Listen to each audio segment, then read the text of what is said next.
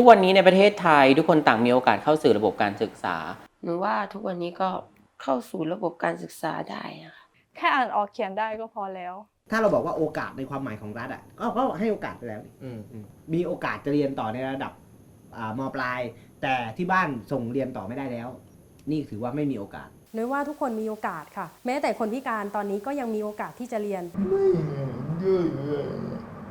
ไม่เห็นด้วยค่ะเพราะว่า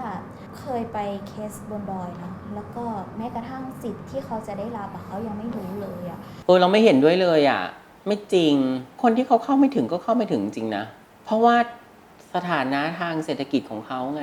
ยังไม่ค่อยเห็นด้วยครับเพราะว่าทุกวันนี้เรายังเห็นโซเชียลมีเดียยังแชร์เลยว่าน้องคนนี้เรียนเก่งมากแต่ไม่มีเงินจะเรียนต่อยังไม่มีทุนทางบ้านจนบางคนถ้าเกิดเขาเข้าไปแล้วเขายิ่งรู้สึกแย่กับตัวเองก็คือพังฉะนั้นก็จะเห็นด้วยแค่บางประเด็นคิดว่าเห็นด้วยแค่บางส่วนนะคะมันมีคนที่เข้าสู่ระบบการศึกษาได้และเข้าถึงระบบการศึกษาที่มีคุณภาพสูงมากๆกับมีคนที่หลุดออกไปจากระบบไม่เห็นด้วยเลยไม่ใช่ทุกคนกุ้งก็ไม่เห็นด้วยเลยค่ะทุกวันนี้เหมือนจะบอกว่าทุกคนมีสิทธิ์เรียนฟรีแต่ในความเป็นจริงคนเข้าไม่ถึงระบบการศึกษาไม่ได้ทุกคนค่ะไม่เห็นด้วยเลยเรารู้สึกว่าตอนนี้ปัญหาในสังคมไทยไม่ว่าจะด้านไหนก็ตามพื้นฐานที่สุดแล้วคือมันจะแก้ด้วยโอกาสทางการศึกษาไม่เห็นด้วยเลยเด็กแบบคนนึงไม่มีอะไรเลยแต่แบบเก่งกับคนที่มีเงินจะเข้าเรียนแบบโรงเรียนดังๆสักโรงเรียนนึงใครจะได้แบบนี้มันหมายถึงว่าเข้าไม่ถึงไงเห็นด้วยบางประเด็นละกันเพราะรู้สึกว่าโอกาสเข้าก็อาจจะใช่แต่เขาจะได้ไปต่อเรื่อยๆไหมแล้วมันมีคุณภาพเพียงพอต่อชีวิตเขาไหมอย่างเงี้ยมันก็มีเรื่องพวกนี้เข้ามาด้วยนะคะไม่ค่อยเห็นด้วยคนแถวบ้านผมจบม.6 ก็ไม่มีเงินไปเรียนก็แต่งงานมีลูกเยอะแยะทุกวันนี้ประเทศไทยมีระบบการศึกษาที่เตรียมความพร้อมให้คุณมีศักยภาพเข้าสู่ตลาดแรงงานใช่ค่ะเพราะว่าเทคนิคอาชีวะอย่างเงี้ยค่ะคือเขาเตรียมให้เด็กไปเข้าสู่ตลาดแรงงานอยู่แล้วเห็นด้วย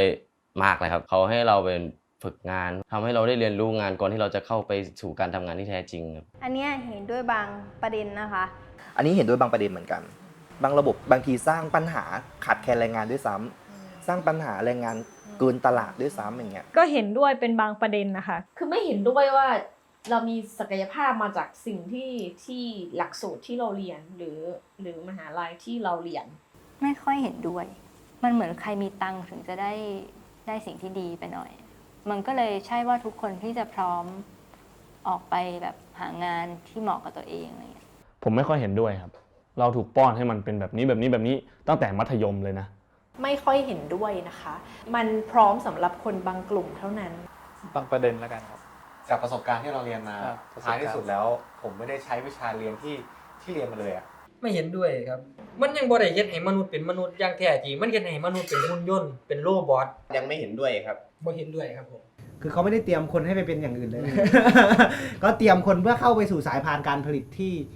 ที่ตอบโจทย์นโยบายรัฐเป็นกลไกอะไรต่างๆนั่นนะซึ่งมันไม่ควรจะเป็นแบบนั้นในความเป็นจริงเรื่องนี้ดูเศร้ามากเลยเห็นด้วยอย่างมากใช่เลยเข้าสู่ตลาดแรงงานเลยมันก็แทบจะไม่แบบตอบสนอง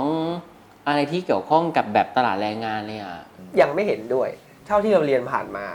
พอเราเรียนจบมามันก็กลายเป็นว่ามันมีหลายเรื่องที่เรายังไม่รู้เลยอะไรแค่นั้นนะตอบไม่เห็นด้วยเลยได้ไหมคือมันก็ตัวใครตัวมันอยู่ดีน่าจะบางประเด็นนะครับระบบศึกษาก็จะเป็นระบบเดิมผ่านไปกี่ปี10 กว่าปีตั้งแต่เรียนมามันก็ยังเป็นระบบเนี้ยผมก็เลยไม่ให้ลูกผมเรียนโรงเรียนไงสอนเองโฮมสคูลครับคุณเชื่อมั่นในสถาบันการศึกษาหรือไม่0ไม่เชื่อเลย3เชื่อมากผมเชื่อมั่นมากครับก็เชื่อมั่นค่ะเราคิดว่าสถาบันการศึกษาทำให้เรารู้สึกว่าเป็นคนดีเชื่ออยู่แต่ไม่ที่สุดมันเป็นประสบการณ์ช่วงหนึ่งเท่านั้นที่เราได้ทั้งดีและไม่ดีค่ะให้ระดับ2ก็แล้วกันค่ะให้1ครับผมเชื่อมั่นในการเอาชีวิตรอดในโรงเรียนมากกว่าเชื่อมั่นได้ในสถานศึกษาทุกสถาบันครับเชื่อมั่นได้ค่ะของน้ำก็เชื่อมั่นเหมือนกันนะคะมั่นใจครับระดับ3แล้วครับแนวคิดหลายๆอย่างแล้วก็มาจากสถาบันการศึกษาที่มีครูดีๆเชื่อมั่นมากครับคือไม่ได้บอกว่าคุณต้องเก่งแต่คุณต้องศึกษาเพื่อที่จะใช้ชีวิตเป็นมนุษย์บนโลกในตอนนี้น่าจะเป็นเชื่อแบบเบอร์2อยู่นะคือต้องรื้อโครงสร้างอะไรเยอะอีกเยอะมากๆเลยนะถ้าไม่เปลี่ยนมันก็จะ ถอยหลังไปเรื่อยๆครับหรือไม่ก็มันจะโดนแช่แข็งมานานเหมือนที่ระบบตอนนี้มันเป็นอยู่ครับ ไม่ครับไม่เชื่อมั่นในสถาบันการศึกษา เราเชื่อมั่นในตัวเองมากกว่าสถาบันการศึกษา ตัวเราเองเราเชื่อมั่นในตัวอาจารย์ที่สอนเรามากกว่าสถาบันการศึกษา ผมให้1ผมไม่ค่อยเชื่อ เพราะว่าเราจบมาเราทำตรงเนี้ยผมรู้สึกว่าตรงเนี้ยมันคือสิ่งที่เราสะสมประสบการณ์ในการคิดการทำซึ่งสถาบันการศึกษาแทบที่ผมเรียนมาเกือบครึ่งชีวิตแทบจะไม่ได้ให้อะไรผมเลย เราเชื่อมั่นมันอยู่นะ อย่างน้อยมันก็เป็นที่ถ่ายทอดองค์ความรู้แบบเป็นทางการนะ ก็คิดว่าเชื่อนะก็คือเบอร์ 2ถ้ามันดีอ่ะ เอาสองเพราะว่าทุกวันนี้ก็มีคนถามเราจบไหนแล้วก็บอกชื่อมหาลัยไปคนก็แบบโอ้จริงเหรอเก่งนี่อะไรเงี้ยมันก็แบบช่วยให้เราแบบมีหน้ามีตาขึ้น 1 ครึ่งอ่ะมันไม่มีอ่ะเพราะว่านี่เรียนจบปโทมาแต่ว่าสุดท้ายแล้วก็ใช้ประสบการณ์ตัวเองทำมาหากิน คุณรู้สึกอย่างไรเมื่อไปโรงเรียนหรือสถานศึกษารู้สึกเหมือนโดนดูถูกได้รับการดูแลรู้สึกเหงามีความสุขไม่มีความสุขได้รับการยอมรับไม่มีที่กล่าวมา ไม่มีความสุขนะไม่แฮปปี้ รู้สึกสนุกไปเล่นกับเพื่อน น่าจะมีความสุขครับ เพราะว่าได้เจอเพื่อน ยิ่งมหาลัยเรารู้สึกว่าถ้าได้เจอเพื่อนหรือว่าได้เรียนกับเพื่อนอันนั้นคือความสุข ก็มีเพื่อนค่ะก็มีความสุข เป็นช่วงที่สนุกสนาน รู้สึกมีความสุขครับ เย่จะได้เจอเพื่อนแล้ว อันนี้รู้สึกมีความสุขนะครับ รู้สึกแบบได้รับการยอมรับ คิดว่าติ๊กทุกข้อ มันก็มีเกือบทุกอารมณ์ในนี้เลยฮะเวลาไปโรงเรียน ก็มีนะมีฟิลเนี่ยเหงาไม่มีคนยอมรับก็มี ผมก็มองว่ามันทำให้เรามีวันนี้ครับ ไม่มีที่กล่าวมาไม่มีที่กล่าวมาครับ ไม่รู้สึกอะไรเลย ก็ไปก็คือไป ผมรู้สึกขี้เกียจไปน่าเบื่อ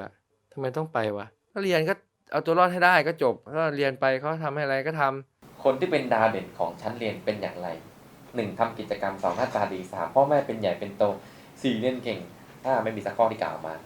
ก็อยู่ที่ว่าตีความว่าดาวเด่นคืออะไรค่ะ ผมว่าที่ 1 คือหน้าตาดี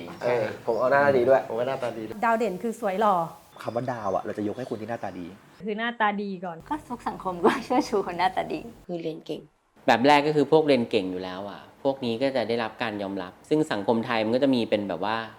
ทำป้ายไวนิลใส่หน้าโรงเรียนอ่ะนี่แหละคือการแบบยกยอปอปั้นแบบเด็กเก่ง เป็นคนที่เพื่อนจะขอลอกการบ้าน ส่วนใหญ่เรียนเก่ง ทำกิจกรรมมากกว่าครับแล้วก็นำชื่อเสียงเขามาให้โรงเรียนมากกว่า เด็กกิจกรรม สามารถแบบเป็นมิตรสามารถแบบว่าเป็นที่ไว้ใจของเพื่อนๆนะผมรู้สึกว่านั่นน่ะคือดาวเด่นของชั้นเรียน ไม่ได้มีอะไรในนี้เลยมันแค่เฟรนลี่รู้จักคนไปทั่ว เป็นคนเก่ง ได้รับการยอมรับจากเพื่อนๆทุกคน